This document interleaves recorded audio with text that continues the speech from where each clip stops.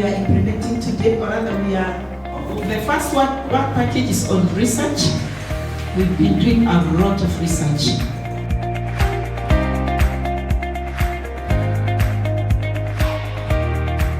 What you can do, develop models that you can upscale.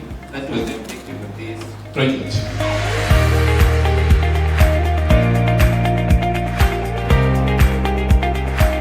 Energy is an enabler of anything, whatever you want to, what kind of service you want to do, be it manufacturing, be it agriculture, be it transport, be it ICT, anything has to be powered by energy.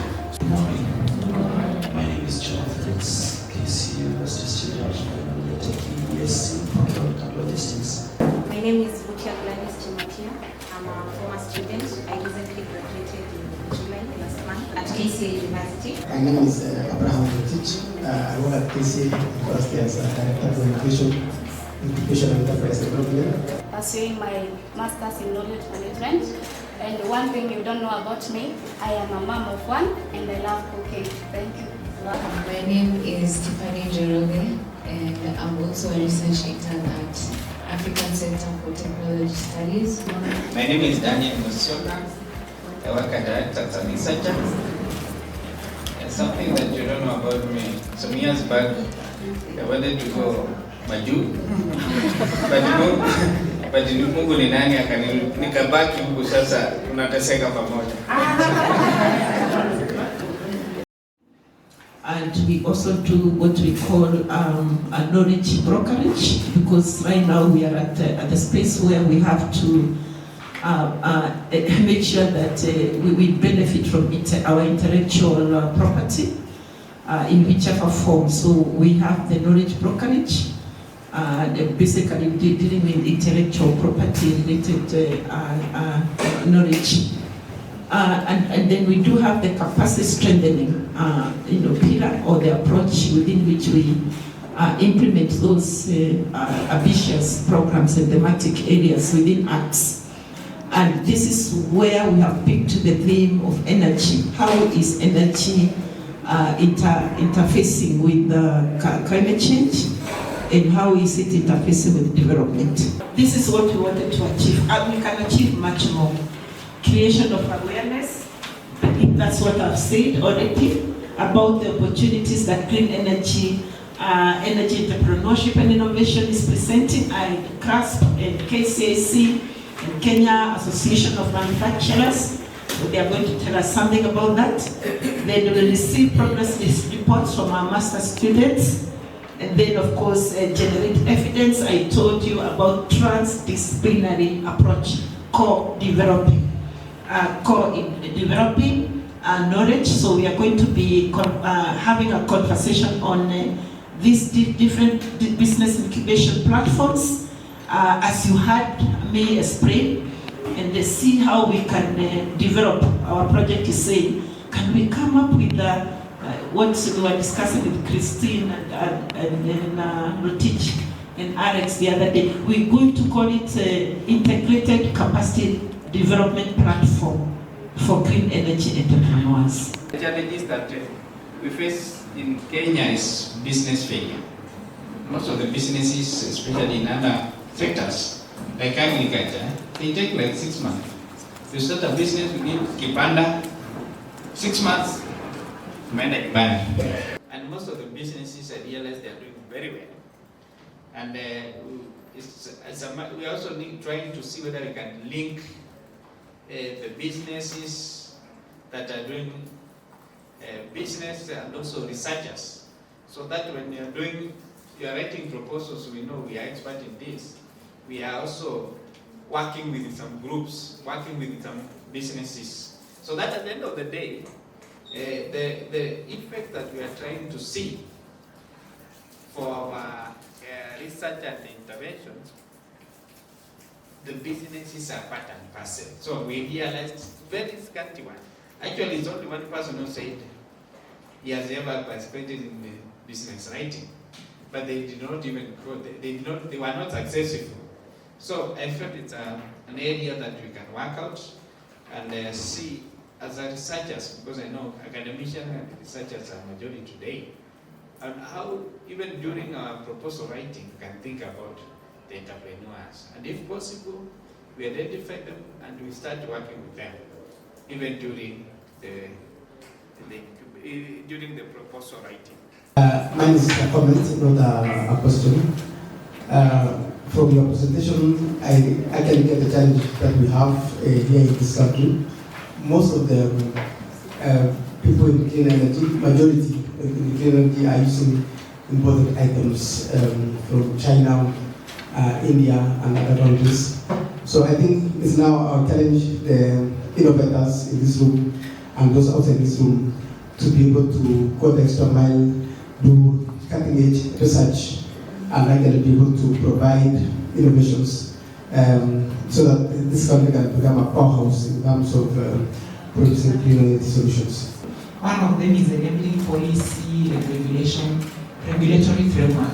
So how exactly are you doing this? Because I know sometimes influencing policy in Kenya can be very, very bureaucratic and not that easily. So a policy brief that is published, that anybody who wants to refer and see how things can work out can refer to. And we also provide those policy briefs and also recommendations that what worked well for us and that what can be duplicated elsewhere.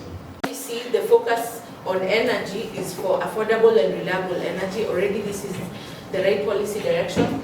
And then we're talking about the major sectors. There's e-mobility, green manufacturing, climate smart agriculture, e-cooking, sustainable waste management, and of course, building the resilience of climate vulnerable sectors. And so those are the areas of investment. And I just want to note that the NDC is not fully kind of funded, right? And so there's an expectation that what is called means of implementation will be provided by developed states. So means of implementation, this is capacity, technology, and money. And so for Kenya's NDC, they've said that about, I think, 80% of it is conditional, incumbent upon funding that is received from the global north, the folks who provide the means of implementation, and will only provide 20% of the financing. One CAM is a business membership organization established in 1959. So we have some traction into how the manufacturing space looks like here in Kenya.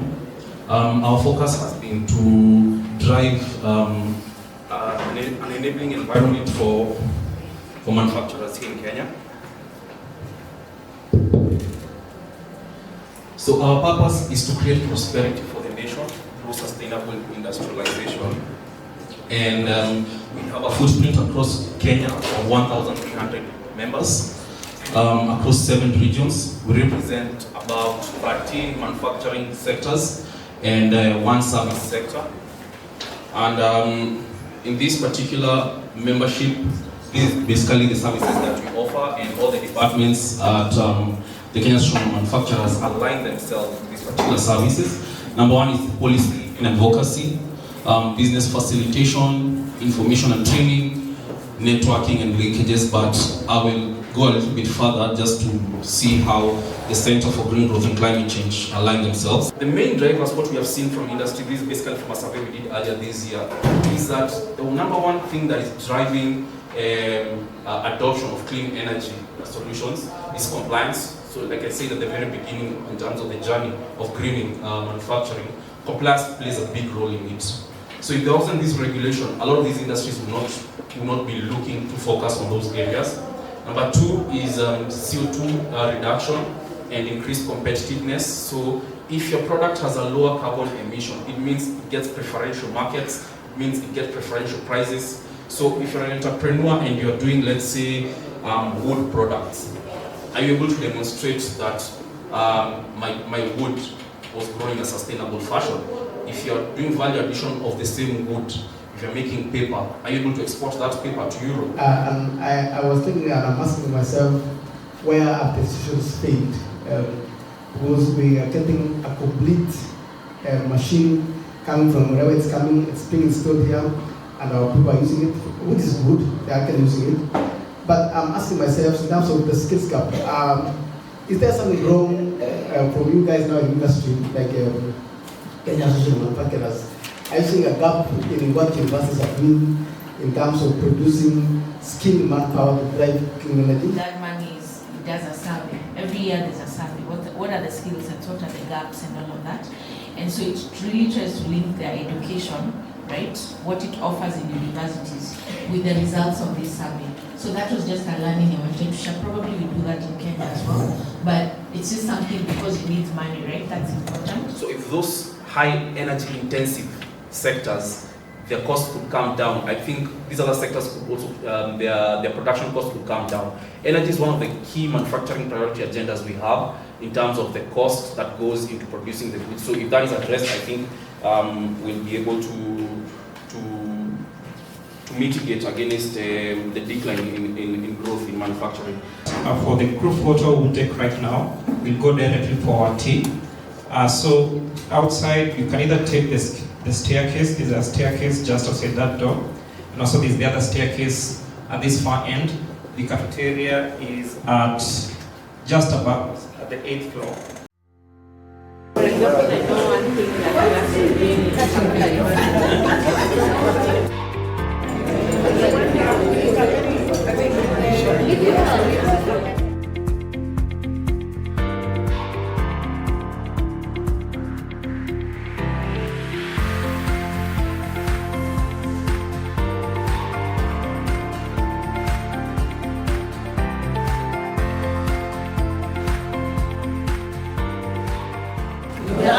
Good afternoon once again. As have been introduced, my name is Grace and I am an innovation and entrepreneurship expert. I currently do support different innovation and entrepreneurship programs at Circle Innovation, and a pleasure to meet you all today.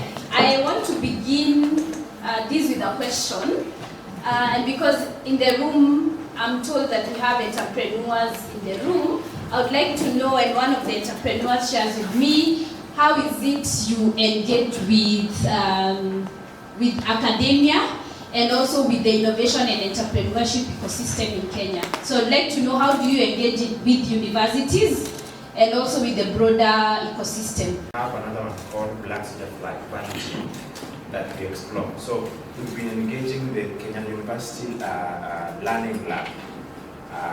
They help us in some training around that and also getting more innovation around that space as well. Thank you. We start this entrepreneurship program not having in mind that we have other players like universities on board. So programs like this are actually our first exposures. So we started it without envisioning the bigger picture of having bigger players like university on board. So we had a pre-lab phase that included some online activities, plus then we had a 5-day in-depth time where the students now got to work together. So for the pre-lab, what was important for us is, one, we believe that innovation thrives when there are people who are bringing different disciplines, different thoughts, different perspective, etc. So you'll find that even for the students that who are being selected, they are not only business students. They were diverse. It was business students, engineering students, IT, and the like, because how a business person views a problem is not the same way as an IT person views the problem. Then these students were also divided further into groups so that it allows them to further drill deeper into the problem. From the students' point of view, then we were able to see some of the students being able to move out of their comfort zones and think about, how do I build out a venture? Now that I believe I have a bit more skills on innovation and entrepreneurship that can allow me to navigate the space a little bit more easier than I would have before. So we had an opportunity to implement the Learning and Design Labs in collaboration with the British Council. And for them, as the British Council, one thing that was important for them is the lab being an opportunity to provide cross-cultural collaboration between the UK universities and the Kenyan universities. And the main aim was, one, for the labs to be a platform to train about the application of the human-centered design as a methodology to use to solve problems, and also to build innovative products and services, as well as allow for the students to immerse themselves within the community and get to experience a bit more on what kind of problems we have in the community and get into that problem solving. So if I bring my idea on board, in future terms, let's talk about the future, how long are we going to go together? I'll bring my idea on board, and then you there will be the one to structure the idea. To help me, actually, is to help me structure the idea. So when I bring the idea on board, will we have something like a written agreement that I'm the one who brought the idea on board? What's going to happen from there? Because security is all that matters. So the way this one was structured was that it was 3 months engagement, and what we did to build trust with the partner, the industry partner that we were working with, is to understand what is that thing that would make them uncomfortable. Then we work together backwards. What are those aspects that we should incorporate in the lab to help make them feel at ease as we work with them in the process? And we were not designing for them. They were not like seated there. Then we are telling them, now you do this and this. We designed with them. So what that it meant is that through all the processes, they were involved. So even in like doing the interviews and understanding the problem deeper, they were involved. In terms of building the prototypes, they were there to give the students the feedback. I think from my understanding as an entrepreneur, and because I'm the one in this business, this may not work. So they were part of the team in that sense. Thank you so much for indulging me. I'll be here in case you have any more questions or anything else that you think makes you feel fuzzy about such kind of a collaboration, and then I can share what we did or even maybe what can be done. In this session, we are going to have a discussion. We have been talking about entrepreneurship in the clean energy sector, but there's also that challenge that is arising. How do we build businesses in the clean energy sector? There's that part of incubation, and part of the theme and of this workshop is to redesigning incubation in the clean energy sector, that is entrepreneurship in the clean energy sector. So our business incubation model is program-based, cohort style, whereby most of the enterprises we incubate or we accelerate are based on the 5 thematic areas, and of course are based on programming from our donors. And of course we do some branding. We also provide legal support just to ensure that they are compliant. And then of course we provide mentorship together with technical trainings just to ensure that we are a full service, one-stop shop. Now let us see it from a point of private institution, that is a private university. Dr. Rotich, if you may tell us, what is the model of incubation at KCA University? Yeah, so that's our main agenda right now, from research to commercialization. And so the incubation center comes in to support this particular agenda of trying to make sure that what our postgraduate students and other researchers are doing with the faculty are doing can be translated into actionable products, so that we can have products which are made in KCA University. So, so that's the overarching goal. Of course, our incubation program is student-centered and is currently integrated in our curriculum.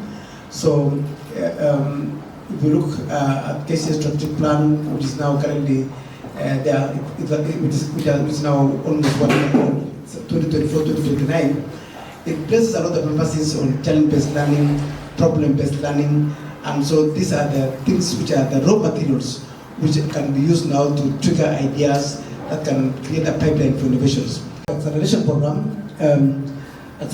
now is where we bring in issues of IP, issues of commercialization of the innovation, and so we hope that such acceleration programs will actually be able to create a new income stream for the university from commercialization activities. What is the experience like in clean energy capacity strengthening at Dedan Kimathi University? And also, you can also tell us more about the incubation at the university. What makes Dedan Kimathi to be different from the rest of the universities?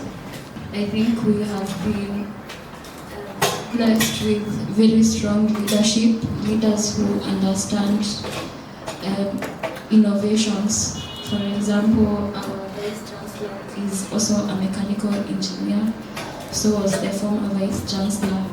So they really understand the production process and entrepreneurship and the business side and the production side of things. So I think I'd really give credit to the leadership and the marketing team as well, and the culture within the university as well. Having KCA has been in the incubation space for quite some time. Maybe you can tell us, number one, based on the models that you have had here, what are maybe some of the similarities between academia and your sector? As KCA, as part of our 4.0 strategy, we are trying to wean ourselves off donors, where we are prioritizing organizational sustainability. We are trying to mobilize funds internally so that we can have our own revolving kitty, that we can continue to support programs beyond the 1 year period as stipulated by donors or all those that we work with. So those are some of the similarities.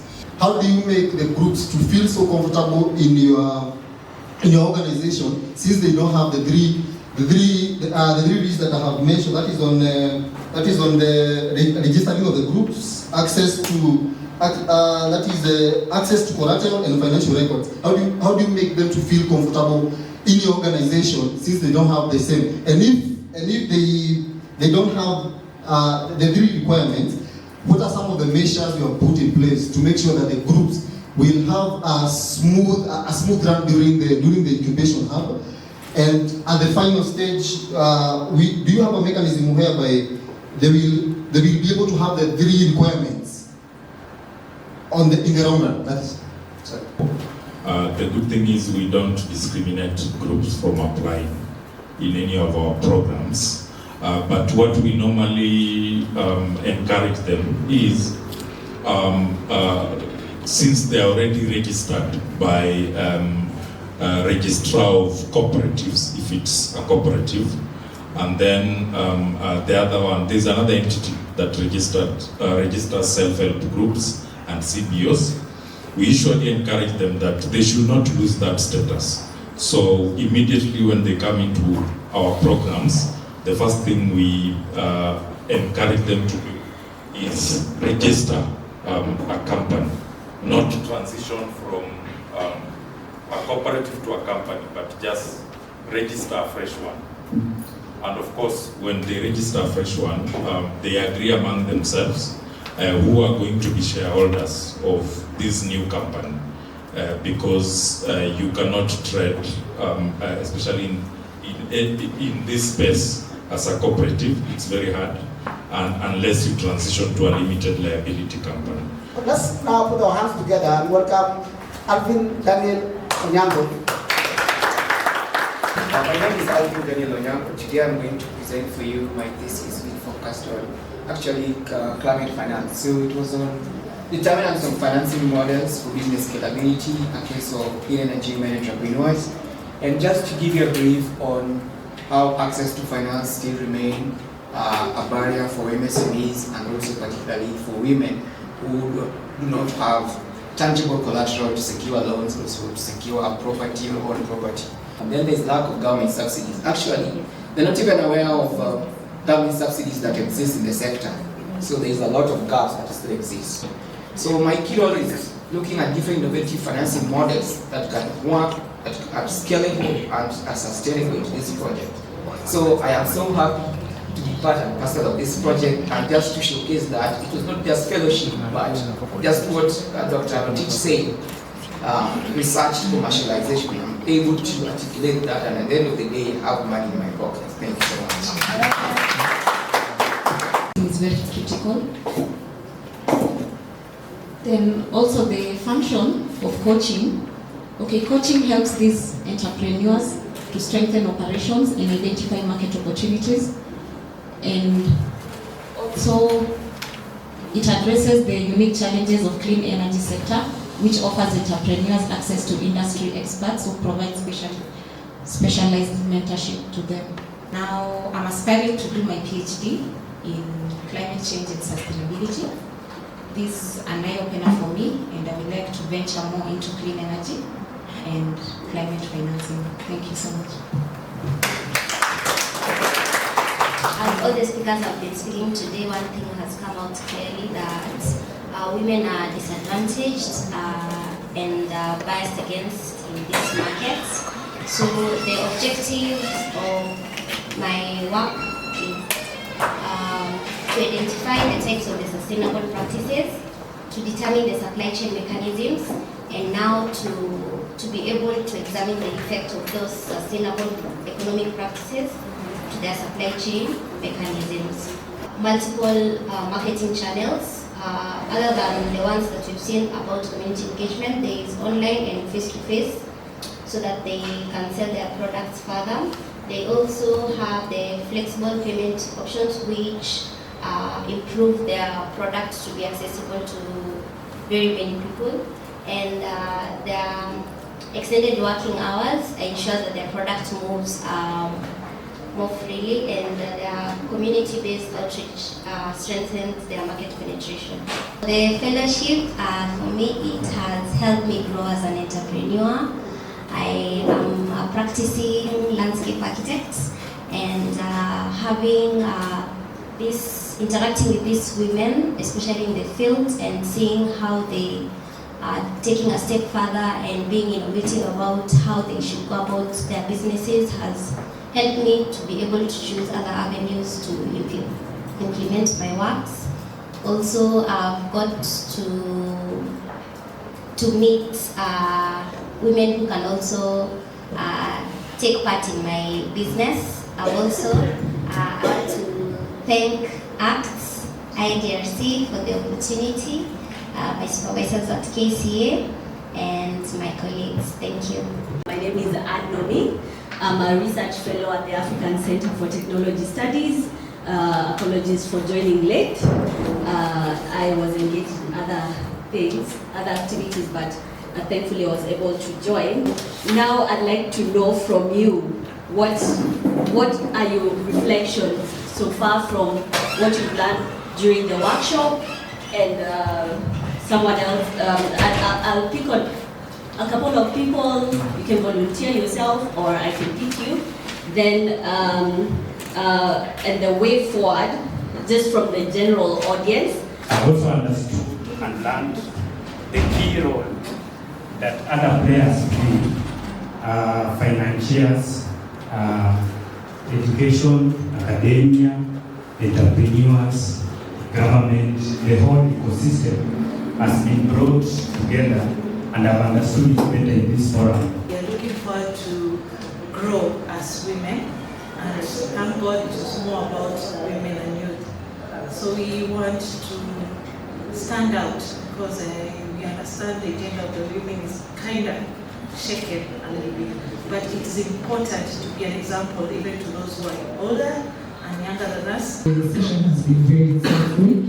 It has been a very dynamic space. For me, clean energy is something I'm also getting into this space. One of the SDGs, that we learned.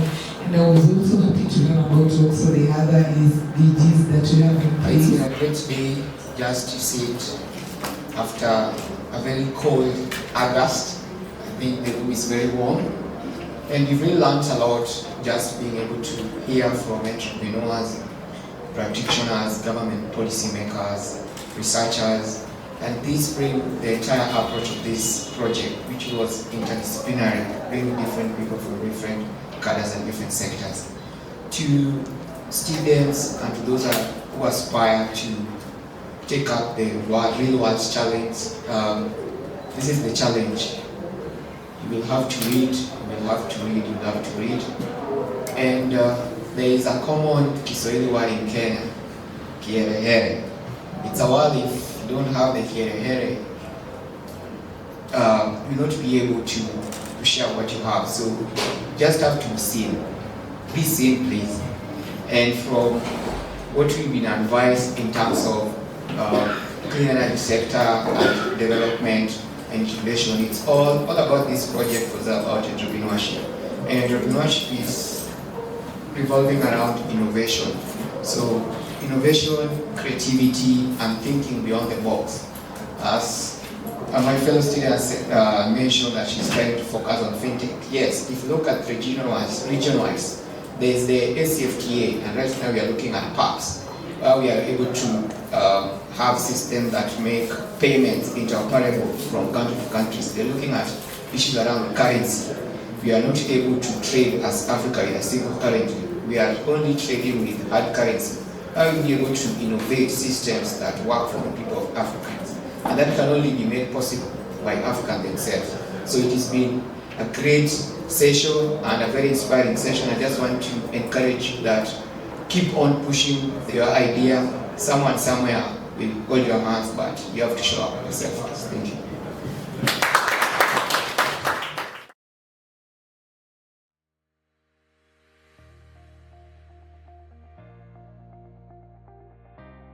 Oh, my name is Alvin Nango.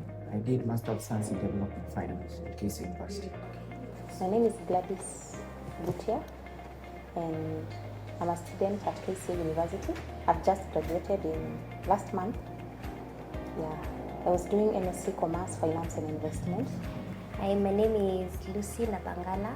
I'm still a student at KCA, taking my master's in business administration, corporate management.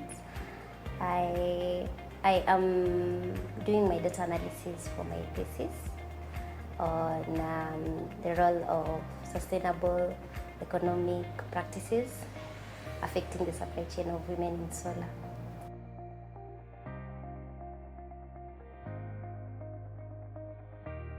First, I've been able to connect my fieldwork research and also to learn from various MSMEs, various practitioners, government agencies that are driving innovation. So today I've been able to capture key highlights. One, it's how can we be able to commercialize research and how can we be able to make them bankable. That is one, being able to have business incubation centers where we have idea generation, and from there we are able to present something that is bankable in financial institutions to attract financing. I've learned a lot today. It has been so insightful, interacting with various stakeholders in the government and in the private sector. Also with other students in various universities aspiring to study the clean energy. And I've learned a lot about incubation models by KCAC, also the Kenya Association of Manufacturers, and cycle innovation. And what really stood for me is the challenges that these entrepreneurs are facing in the clean energy. And also I've learned about the innovative methods which companies use to help these entrepreneurs. For example, the cold storage by the Circle Innovation and all other entities involved. My biggest takeaway is that we have policies in place for clean energy. It's just that very many stakeholders are not aware of to what extent the policies have covered. I've also learned that clean energy has been taken as a blanket when people are implementing it, other than for the solutions to be localized. And the ones that are localized, they've been simplified to a point where expansion and them being bigger in terms of enterprises is curtailed.